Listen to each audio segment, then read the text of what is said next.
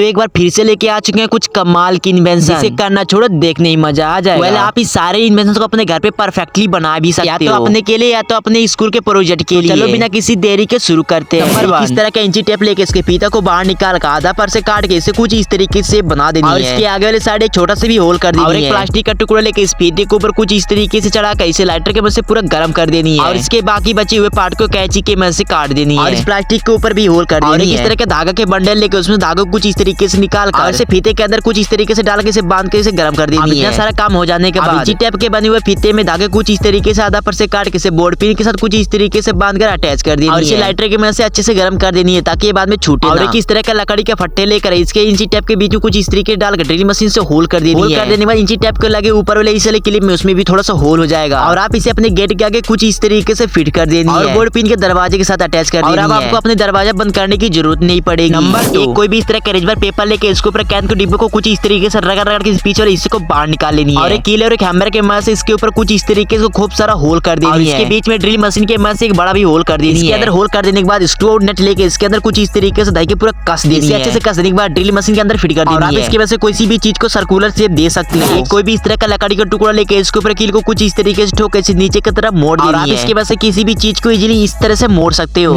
कोई भी प्लास्टिक का बोतल का ढक्कन लेके उसके अंदर कुछ इस तरीके से होल कर देनी है और इसके बचे हुए पार्ट को किसी भी चीज में इस तरह से दबाकर एक होल कर देनी है और उस होल के अंदर किसी भी कटे हुए वायर को कुछ इस तरीके से डाल देनी है और इस प्लास्टिक के ढक्कन को गर्म कर अब इन प्लास्टिक को आपस में कुछ इस तरीके से दबाकर पूरे चिपका देनी है। कटे हुए तार से करंट आने का खतरा बिल्कुल खत्म हो चुकी है। कोई भी इस तरह के कील लेके इसे किसी भी चीज में फंसा कर इसे आगे हिस्से को काट कर इसमें एक होल कर देनी है और इस कील के अंदर एक स्क्रू नेट को कस देनी है और इसे वापस मशीन में लगा कर इसे ड्रिल मशीन में कुछ इस तरीके से अटैच कर देनी है और आप इसके मदद से कोई भी चीज को इस तरह से स्प्रिंग शेप में इजीली बना सकते हो। उठाना आसान से ट्रिक। कोई भी इस तरह का बर्तन धोने वाली बस लेके इसके ऊपर ये वाले हिस्से को बाहर निकाल लेनी है और इसे फोल्ड करके इसके ऊपर एक ढक्कन को कुछ इस तरीके से लगा के इसके ढक्कन के शेप की रुई को काट देनी है। छोटे से ब्रश को लकड़ी या किसी भी चीज में इस तरह से रखकर इसके ऊपर एक कील को कुछ इस तरीके से ठोक देनी है। ठोक देने बाद इसके अंदर वापस से कील को कुछ इस तरीके से डाल के इसे अच्छे से कस देनी है, वो भी पिलास के मदद से। और इसे ड्रिल मशीन के अंदर कुछ इस तरीके से फिट करके आप इसके मदद से किसी भी चीज को इजीली सफा कर सकते हो बहुत ही आराम से। आपके कोई भी लकड़ी का फट्टे लेके इसे किसी भी चीज में इस तरह से फंसा के इसके ऊपर कील को मदद से कुछ इस तरीके से आधे पूरा फाड़ देनी है। जैसे आप वीडियो में देख रहे हो सेम उसी तरीके से इतना सारा कर देने के बाद एक कुछ इस तरीके से दिखेगा। आप इसकी वजह से किसी भी चीज को इजीली छील सकते हैं। आपको कोई भी इस तरह के प्लास्टिक का बोतल लेके उसके ढक्कन को बाहर निकाल कर उसके अंदर मैग्नेट को दाकर इसे वापस से बंद कर देनी है। आप इसकी वजह से किसी भी कील को इजीली और स्मूथली ठोक सकते हो। अगर जब किसी भी उलझे हुए तार को सीधा करना चाहते हो तो किसी भी चीज में इस तरह से फंसा कर इसे खींचनी आपके तार सीधा हो जाएगा।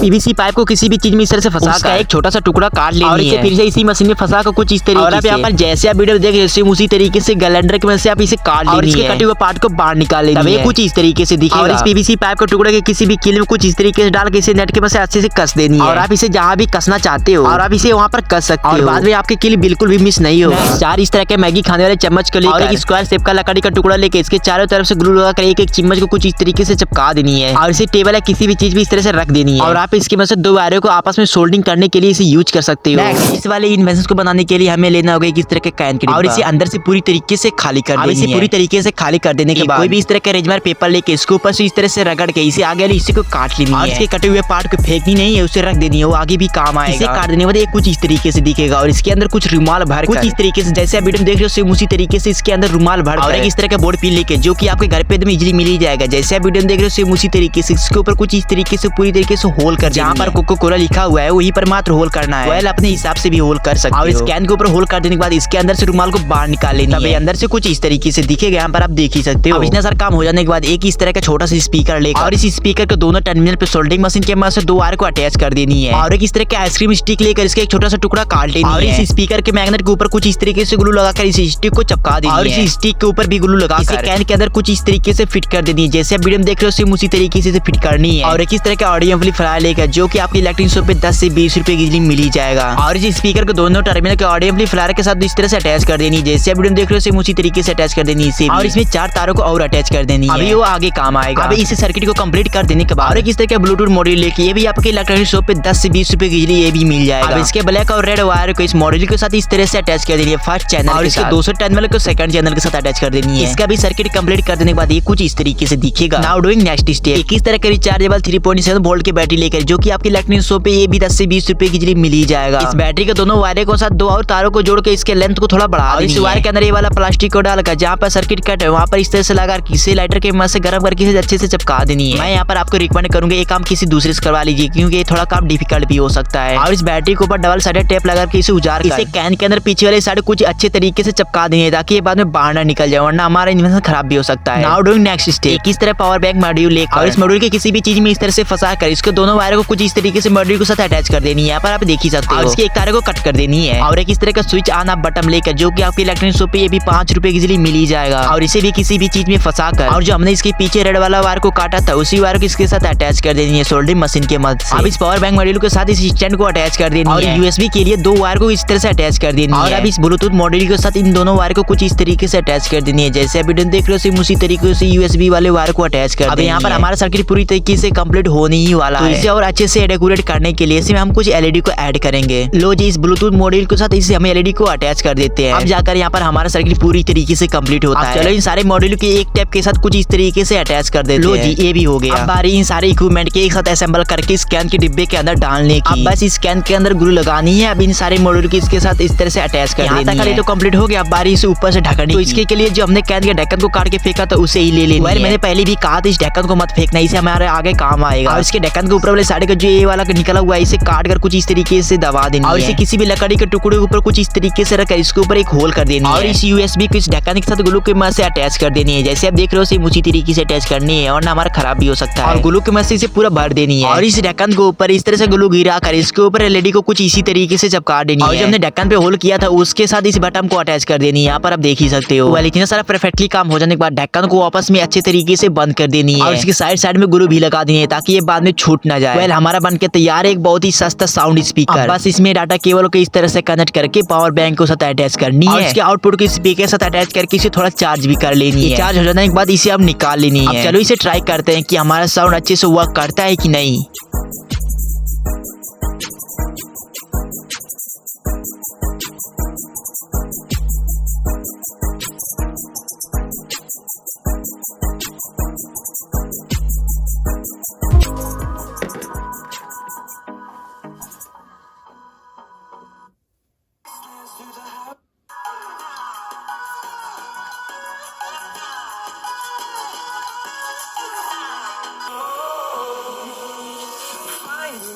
Along the way.